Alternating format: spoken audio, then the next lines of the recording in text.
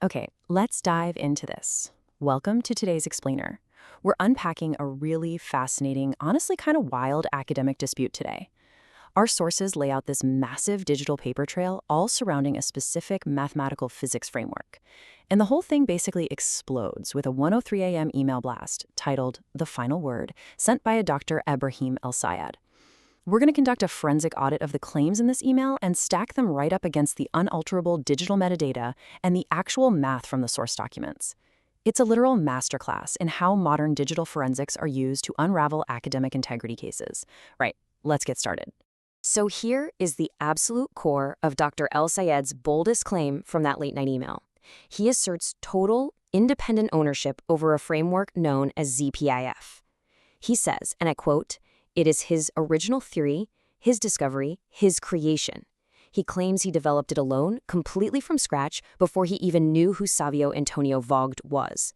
I mean, that is a definitive, highly aggressive stance to be presenting to university deans and review boards.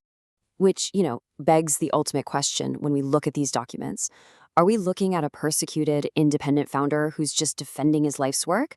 Or is this documentary evidence pointing to a pretty massive masterclass in academic perjury? To figure that out, we have to kind of strip away the rhetoric and ask, what do the unalterable server logs and the hardcore math actually prove when contrasted with these administrative claims? Let's move to and see how this builds chronologically and mathematically. The timeline in the sources establishes an incredibly clear sequence of events. Back in February 2026, Savio Antonio Vogt publishes his foundational Scale-Regulated Aggregation, or SRA, framework on a platform called ScienceOpen. Now, it isn't until 3 full months later, in May 2026, that Dr. Elsayed publishes his ZPIF preprint. And then by July, the documents show Elsayed issuing a formal written apology to Vogt. This chronological baseline, Vogt's absolute priority, is absolutely crucial for everything we're about to unpack. Now things get interesting. In his defense files, Dr. Elsayed claims he left Vogt's name out of his citations in May because Vogt's original work on ScienceOpen was completely anonymous at the time. But, well, the sources highlight a glaring technical absurdity with that excuse. ScienceOpen is a very rigorous system. It strictly enforces cross-ref metadata validation and verified ORCID registry parameters just to deploy an active DOI. So the reality? It is literally impossible for a peer-reviewed DOI-tracked preprint to just sit on that system without an author assigned to it.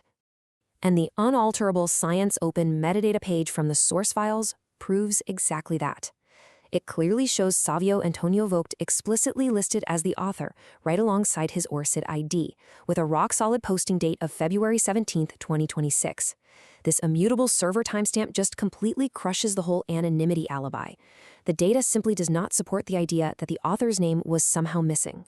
Shifting gears a bit further into the defense packet, Dr. Elsayed pivots to what the sources call a generosity cover-up. He basically claims, hey, I added Vogt to my papers later purely out of academic generosity and high morals, just to honor him. But again, the digital reality is drastically different. The documentation reveals this addition only happened right after a formal plagiarism complaint was filed, which led to a July 12 written confession where Dr. Elsayed admitted fault under the immediate threat of a global platform ban.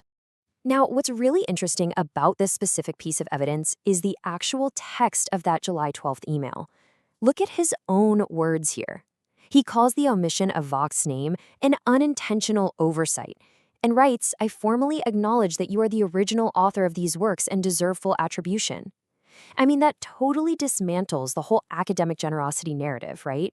You don't formally acknowledge someone as the original author of a foundational text just to be generous. You do it because it's a factual requirement. The mathematical reality, ZPIF versus SRA. Okay, so we've looked at the administrative metadata, but what about the actual science? Let's shift our focus to the mathematical physics underlying this whole dispute, because the structural dependencies of these formulas tell a story that's just as wild as the server logs. The sources give us a direct breakdown of how these math frameworks actually operate. And according to the technical analysis, if you evaluate Dr. Elsayed's ZPIF model entirely on its own, it is completely unstable. It literally causes an immediate combinatorial explosion.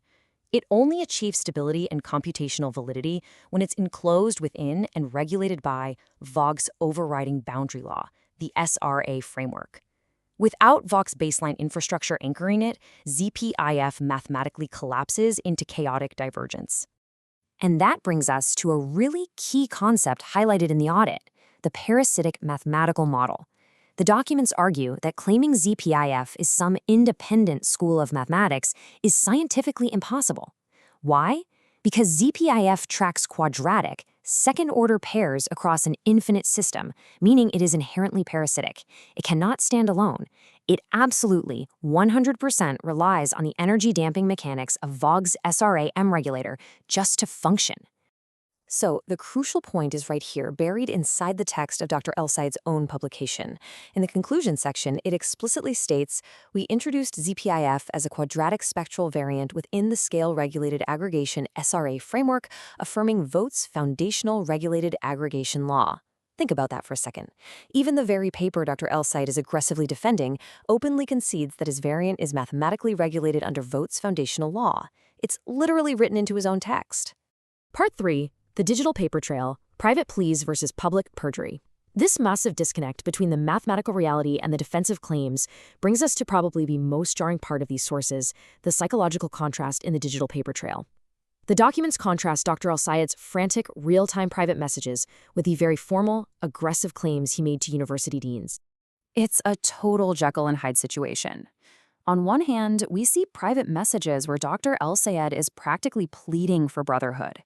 He's calling Vogt a dear colleague and begging to submit papers together to top-tier Q1 journals. But then, the second his repository access gets temporarily restored, the tone instantly flips to these aggressive public accusations of theft and defamation. The sources point out the glaring hypocrisy, using hidden private messages to beg for truces while simultaneously playing the victim in public arenas. And the escalation didn't even stop at academic review boards. The tactics evolved into extreme corporate and legal threats. The sources document threats to involve Indian authorities, the Indian government, embassies, and filing massive defamation lawsuits. According to the audit, these were calculated bluffs. They were designed to intimidate Vogt and disrupt his commercial employment, basically acting as a high-pressure distraction from the core plagiarism inquiry.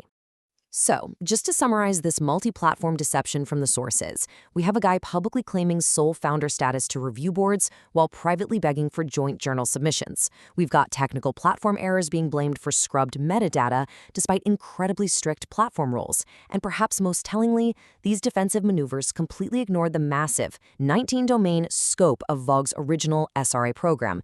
They treat a highly dependent, localized subvariant as if it were a totally independent creation. The sources argue this was basically an exploitation of private grace to perpetuate public academic fraud. Ultimately, the absolute core takeaway from this forensic audit is about the undeniable power of digital footprints. Despite all the rhetorical maneuvering, the retaliatory corporate harassment, and the constantly shifting narratives, the unalterable digital forensics provide the absolute baseline of truth. Immutable server logs, timestamps, and structural mathematical dependencies will always outlast tactical academic bluffs. Which leaves us with this final thought to ponder. In an era of open science platforms, verified DOI timestamps, and permanent digital trails, when the immutable metadata speaks, how long can a fabricated academic house of cards truly remain standing? The evidence suggests not very long at all. Thanks for joining me on this deep dive into the digital forensics of academic integrity. We'll see you next time.